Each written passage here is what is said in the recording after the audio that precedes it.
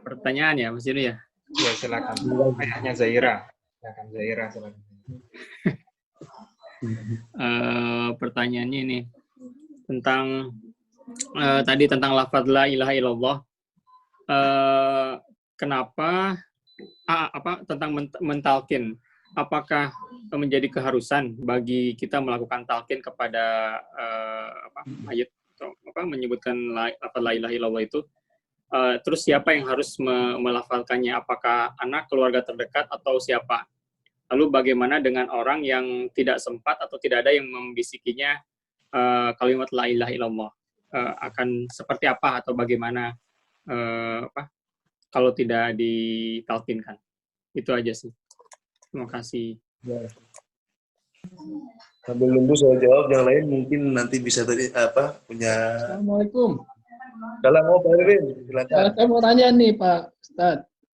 Jadi yang paling berat itu ketika kita menjaga keimanan kita, terutama dalam menginfakkan dan mensedekahkan harta kita di jalan Allah Subhanahu wa taala, itu adalah ketakutan dari diri kita sendiri.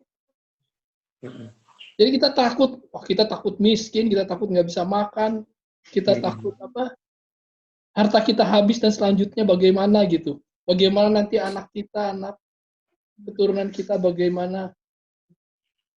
Nah, bagaimana untuk mengatasi ini Pak Ustadz? Padahal sebetulnya rezeki yang dibawa sama kita kan rezeki yang kita makan. Tapi kenapa kita harus takut gitu? Dan boleh tidak kita takut dalam hal ini? Ya. Kayaknya gitu deh Pak Ustadz. Bagus.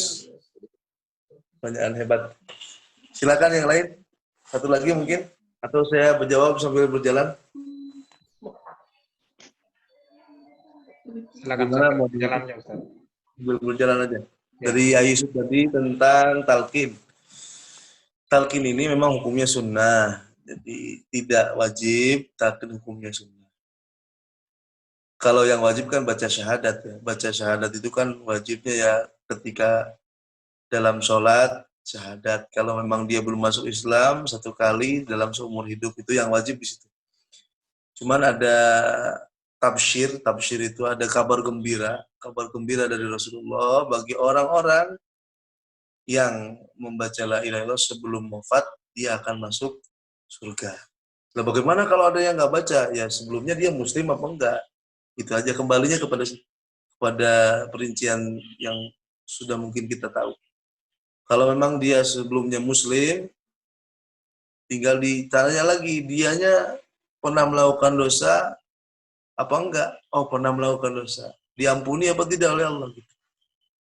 Kalau oleh Allah diampuni, berarti dia tidak akan masuk ke neraka. Jadi intinya kalau memang talqin ini bukan suatu kewajiban, artinya dalam artian kalau ada orang yang meninggal nggak baca la ilaha illallah masuk neraka, enggak. Yang penting dalam masa hidupnya dia muslim, ya. Kemudian juga dia belum pernah masuk ataupun keluar dari agama Islam masuk ke agama yang lain. Adapun untuk yang mentalkin, ini diarahkan oleh Imam Syekh Nawawi Banten itu dalam kitabnya. Orang yang mentalkin ini yang paling baik adalah kerabat. Ya. Kenapa? Karena kerabat ini dia punya kasih sayang yang lebih. Mungkin anak ataupun kakak adik, ayah, ibu.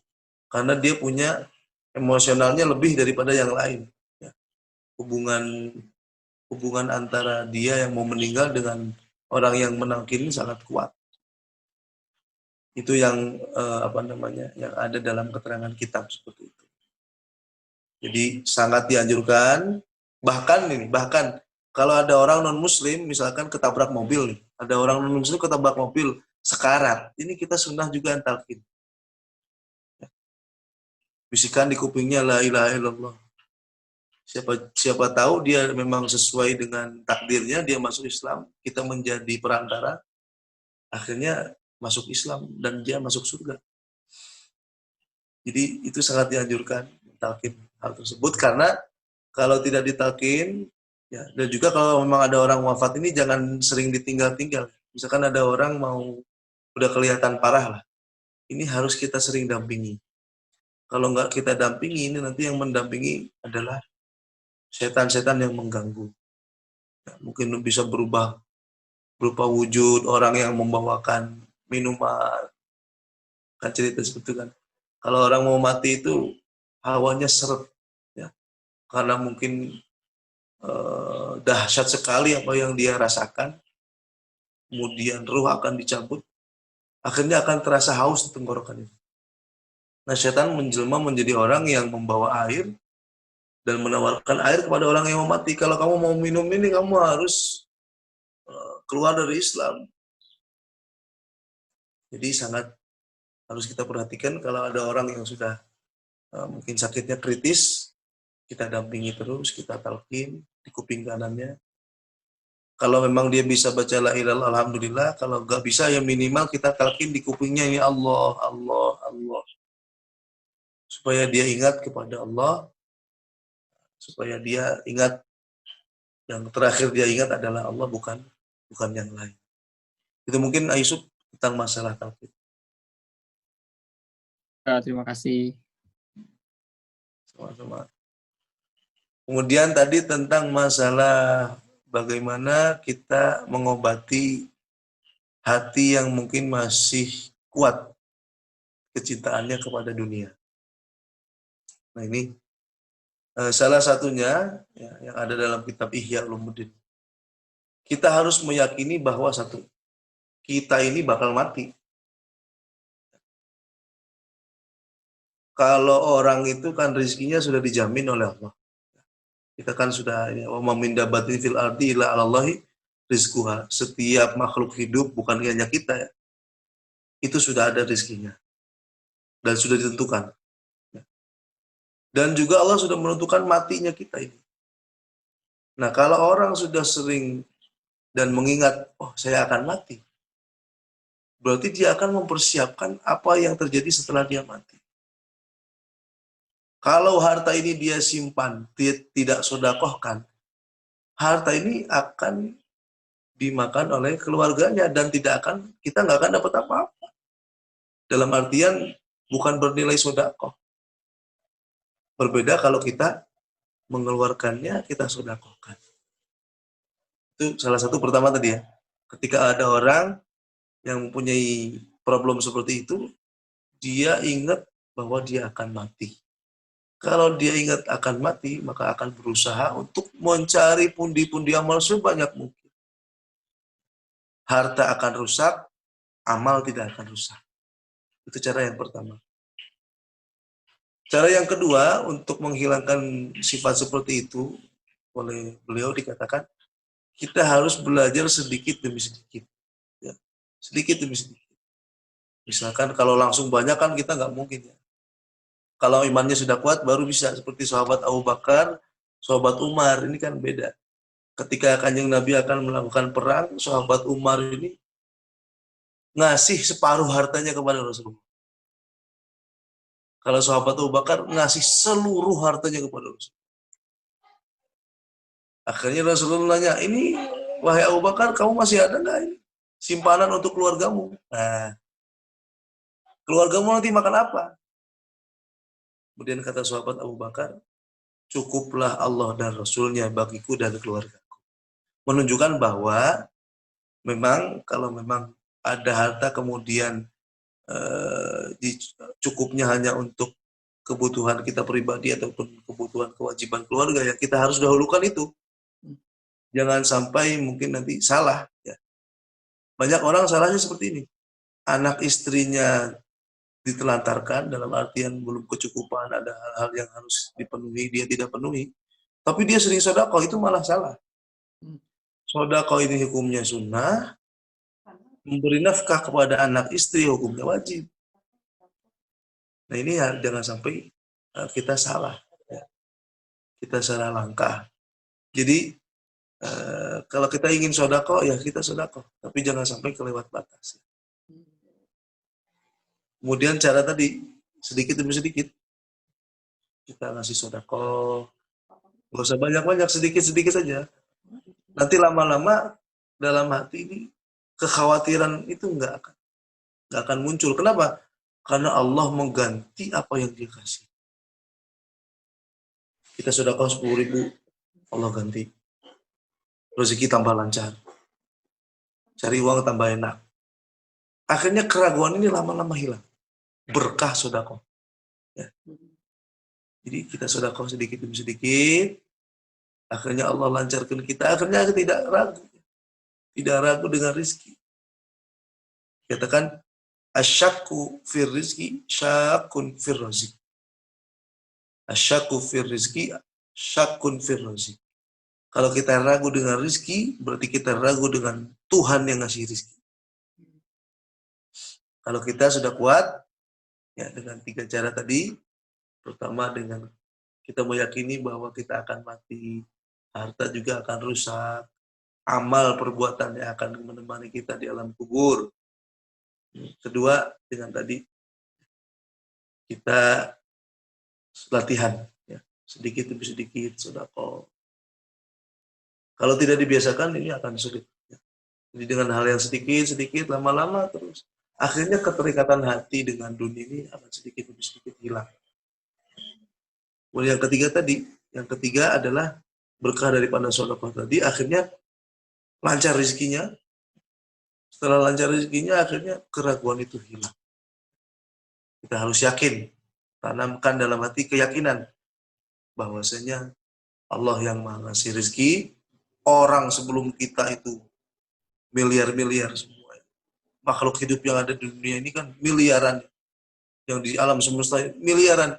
Tapi nggak ada yang ditelantarkan oleh Allah. Semut ada rezekinya. Nyamuk juga ada rezekinya. Apapun itu. Bahkan hewan yang ada di tengah lautan, di dalam gelap gulita, ada rezekinya oleh Allah. Jadi dengan hal tersebut, 3 tadi, pertama dengan tadi, kita yakin bahwa kita akan mati, amal perbuatan yang nolong kita, jariah, sedekah. Yang kedua tadi, kita juga harus yakin ya, bahwasanya kita harus melatih diri kita dengan sedekah, walaupun sedikit.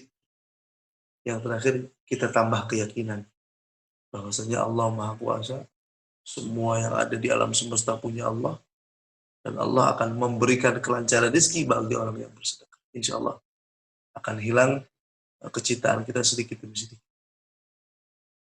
Itu mungkin Pak Edwin. Ya, terima kasih Pak Ustadz. Bagus jangan. Ya, silakan ada lagi yang mau bertanya. Satu lagi terakhir mungkin.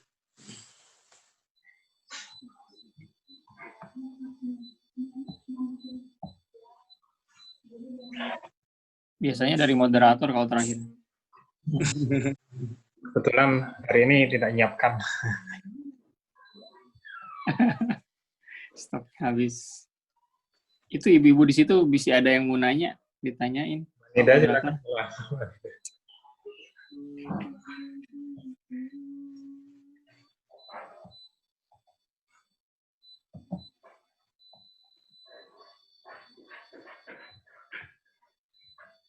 Assalamualaikum, Ustaz. Mau tanya saya. Assalamualaikum. Pak Geri kayaknya ya. Ya. Sehat Pak Geri. Alhamdulillah sehat, Ustaz. Saya mau tanya di Jerman ini dulu ada seorang kita nggak tahu apakah beliau muslim apa atau enggak ya. Namanya Annemarie Schimmel. Pernah dengar nggak? Beliau itu kalau dari segi lihat tulisannya, lihat ucapan-ucapannya tuh menunjukkan beliau tuh sangat Islam gitu. Nah, cuman waktu wafatnya itu kita nggak tahu karena beliau tuh contohnya beberapa kitab Imam Ghazali itu diterjemahkan oleh beliau dan bagus sekali kayak Kimia Kebahagiaan itu yang punya Imam Ghazali, ringkasannya dari Yahulmuddin ya, itu diterjemahkan dalam bahasa Jerman dan saya pernah baca, masya Allah tuh terjemahannya bagus sekali. Nah kalau orang seperti itu tuh kan kita nggak tahu beliau wafatnya gimana, itu gimana tuh Ustaz? Apakah kita boleh baca ngasih Al-Fatihah atau gimana gitu kalau melihat jasanya yang besar gitu untuk Islam. Kalau tulisan-tulisan itu banyak yang mengatakan beliau muslimah ya, tapi belum tahu. Termasuk juga kayak ini Goethe. Goethe itu pujangga terkenal di Jerman yang beliau itu banyak sekali membuat tulisan dan sajak-sajak diantaranya itu dalam sajaknya itu ada ucapan seperti syahadat gitu ya, mengakui Allah sebagai satu-satunya Tuhan, tidak ada Tuhan selain Allah, mengakui Rasulullah sebagai Rasul. Tapi ketika wafatnya kita nggak tahu, karena beliau hidup di kalangan orang ya zaman itu lah sama orang Jerman ya, jadi kita nggak tahu. Itu gimana kalau kita boleh nggak mudah-mudahan ya kalau dia Muslim kita hadiahkan Al-Fatihah, itu boleh nggak? Gitu aja Ustaz. Gini, kita kan dalam syariat tidak boleh mendoakan ampunan ataupun rahmat kepada orang kafir. Ya. Kalau ada orang yang memang jelas-jelas kafir ya, jelas-jelas dia kafir, kita tidak diperbolehkan untuk berdoa misalkan Allahumma gfir lahu, nggak boleh. Ataupun kita kirim doa, tidak diperbolehkan. Nah, bagaimana kalau orang yang belum kita ketahui ini Muslim apa enggak? Ya. Untuk cara kita sebagai cara yang tengah, kita cari cara selamat. Jalan tengah ini biasanya jalan yang selamat. Kita doakan umum saja. Kita doa umum saja. Al-Fatihah khusus kepada seluruh orang-orang Muslim yang ada di Jerman. Ini secara tidak langsung akan oleh malaikat, oleh Allah akan diberikan kepahalanya kepada orang yang wafat tadi. Walaupun kita tidak khususkan, andai kata dia Muslim, dia akan mendapatkan doanya. Andai kan dia memang kafir, dia tidak akan mendapatkan doanya. Jadi kalau saya ambil cara tengah aja, Pak. Kalau memang dia Muslim akan dapat barokah doa dari kita, bacaan Yasin yang kita kirim misalkan. Tapi kalaupun dia tidak Muslim, tidak akan sampai. Jadi kita ambil jalan tengah saja karena belum diketahui secara detail, secara valid apakah Muslim apa tidak. Cuman kalau memang indikasinya seperti itu, kemungkinan besar kan. Cuman kita nggak bisa memastikan. Makanya cara yang paling tengah-tengah tadi, Fatihah khusus kepada misalkan orang-orang yang Jerman, minal muslimin. Ini insya Allah akan sampai pasti. Akan sampai. Begitu Pak Giri. Oke, ya terima kasih Ustaz. Jadi akhirnya jadi memang bermanfaat ya kalau kita membaca Yasin atau istighosah atau tahlil, selalu kan ila hadrati Nabi Mustafa untan walil mu'minin wal mu'minat wal muslimin min amwat. Jadi itu semua muslim yang termasuk semua akan dapat. Dulu kan ada ceritanya gini, ada seorang pemuda melewati sebuah kuburan maksudnya. Ada pemuda lewat kuburan banyak yang di situ belum pernah ada orang yang mendoakan. Dia lewat kirim Fatihah sekali. Tapi itu bahagianya semua sekuburan, sekomplek kuburan bahagia semua. Jadi ada ceritanya di kitab Mukasyfatul Qulub atau di kitab-kitab yang lain. Jadi gara-gara satu bacaan Fatihah ini semua ahli kubur yang ada di komplek tadi yang dia lewati bukan hanya baca yang lain, hanya Fatihah saja. Ini semuanya gembira. Jadi khusus kepada ahli kubur yang ada di sini, muslimin wal muslimat, Al-Fatihah. Sekali, tapi bisa membuat bahagia mereka yang ada di kubur. Begitu Pak Giri. Ya, terima kasih Ustaz. Jadi tambah terasa gitu manfaat dari saudara-saudara kita selalu baca tahlil, Yasin kan. Kan mesti muslimin muslimat al-ahya minhum selalu dicantumkan walaupun di Indonesia atau di mana-mana kan berarti orang muslim yang di Jerman yang pernah berjasa untuk Islam juga ikut terkena juga ya, dengan yang hidup juga dapat. Yang hidup juga dapat ya. Terima kasih Ustaz. Ya itu aja dari saya. Terima kasih Ustaz, terima kasih. Sehat-sehat bagi semuanya. Sehat alhamdulillah. Kemarin kita baru baca Simtud Durar online di. Oh alhamdulillah. Iya saya lihat. Cuman kemarin kan di Zoom saya baru tadi ketemu ini teman-teman yang sering pakai aplikasi Zoom. Oh ya. Mau ikut belum ini aplikasinya belum connect. Mungkin pertemuannya akan datang insya Allah. Ya. Mohon doanya Ustaz, insya Allah kita mau istiqomah tiap bulan sekali. Dan sama beliau ya? dengan insya Allah sudah dapat konfirmasi dari Habib Muhammad Al-Habsyi untuk beliau. Habib Muhammad Al-Solo. Itu Beliau kan- Simtudul beliau berarti cicit pengarang. Benar, langsung turunan ke 4 ya. Ya. Ya, Habib Muhammad bin Husain bin Anis bin Ali bin Muhammad Al-Habsyi. bin Alwi bin Ali Al-Habsyi. Ya. Jadi Mohon keturunan doa, dari pengarangnya Habib Ali, punya putra Habib Alwi, punya putra Habib Anis punya putra Habib Husain, punya putra Habib Muhammad. Habib Muhammad ya.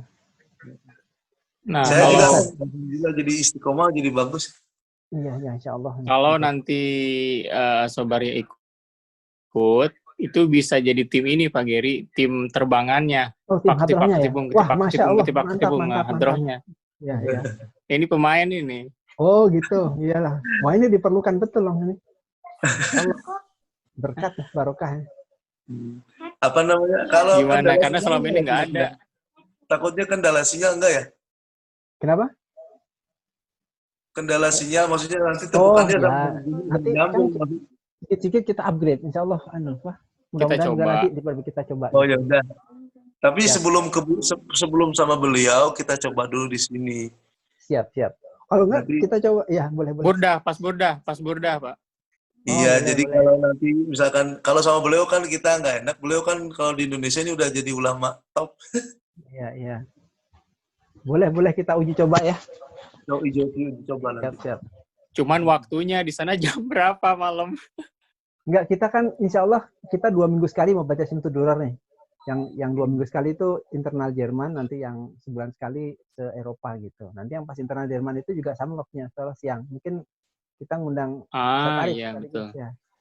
Mungkin jadi tanggal tim Hadroh. Tanggal 4 ya, tanggal 4 insya Allah. 4 Juni. 4 Juli, hari Sabtu. 4 Juli. Insya Allah. Ya, insya Allah. Senang kita juga. Mudah-mudahan. Jadi 4 Juli jam berapa Pak? Jam 2 siang di sini, jadi di sana jam? Di sini jam 7. Jam 7. Sore ya? Habis Isya. Insya Allah. Soalnya ini rencana tanggal 1 sampai tanggal 12 kepulangan santri berkala. Ke Sabaria?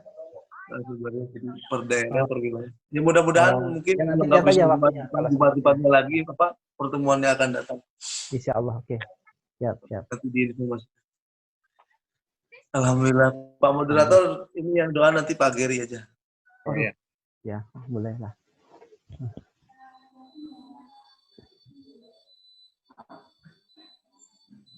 Ya baik, bisa dicukupkan ya untuk kesempatan malam hari ini. Langkah baiknya kita tutup kajian kita pada malam hari ini dengan doa bersama, seperti yang disampaikan oleh Ustaz Arif, yang nanti akan disampaikan doa oleh Pak Geri.